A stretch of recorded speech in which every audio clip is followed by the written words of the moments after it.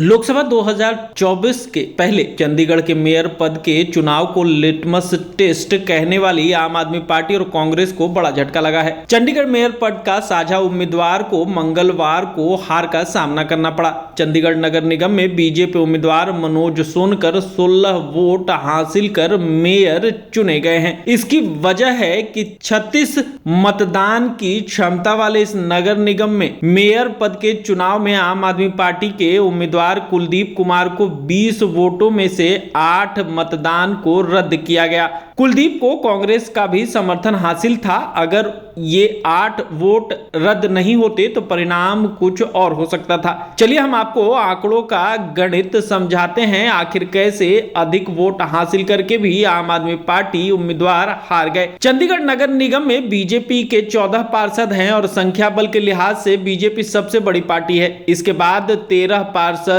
के साथ आम आदमी पार्टी चंडीगढ़ नगर निगम में दूसरी सबसे बड़ी पार्टी है। कांग्रेस के 7 पार्षद हैं और 1 पार्षद शिरोमणि अकाली दल का है। चंडीगढ़ मेयर चुनाव में स्थानीय सांसद को भी मतदान का अधिकार है। बीजेपी की किरण खेर यहां से सांसद हैं, उन्होंने मतदान किया। चंडीगढ़ नगर निगम में जीत के लिए 19 वोट के आंकड़े तक पहुंचना जरूरी था और बीजेपी के पास उनके अपने पार्षद सांसद मिलाकर 15 वोट थे।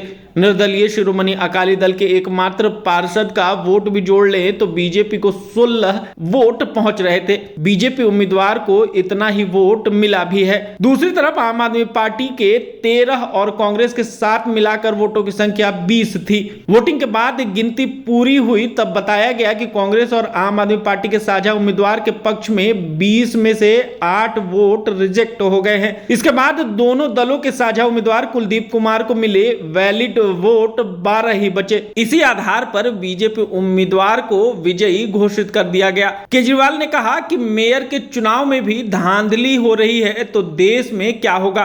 दिल्ली के सीएम और आम आदमी पार्टी के मुखिया अरविंद केजरीवाल ने इस हार को बेईमानी करार दिया है। उन्होंने कहा है कि चंडीगढ़ मेयर चुनाव में दिन दहाड़े जिस तरह से बेईमानी की गई है वह बेहद ही चिंताजनक है। यदि एक मेयर चुनाव में इतना लोग गिर सकते हैं तो देश के चुनाव में किस हद तक जा सकते हैं, यह बेहद ही चिंताजनक है। चंडीगढ़ नगर निगम में आम आदमी पार्टी के पार्षद प्रेमलता ने कहा कि उनके हाथ में वोटिंग पत्र छीन लिया गया। उन्होंने कहा कि नगर निगम में बीजेपी उम्मीदवार की जीत के फैसले के लिए अब ये कोर्ट में जाएंगी। बीजेपी उम्मीदवार की इस जीत पर पार्टी के राष्ट्रीय अध्यक्ष जेपी नड्डा ने ट्वीट किया है और उन्होंने कहा है कि इंडिया अलायंस के खिलाफ पहली जीत करारा है। जेपी नड्डा ने लिखा है कि इंडिया अलायंस ने बीजेपी के खिलाफ पहली चुनाव लड़ी और हार गई। इससे दिख गया है कि उनकी गणित काम की है और ना ही उनकी केमिस्ट्री चल पाई है।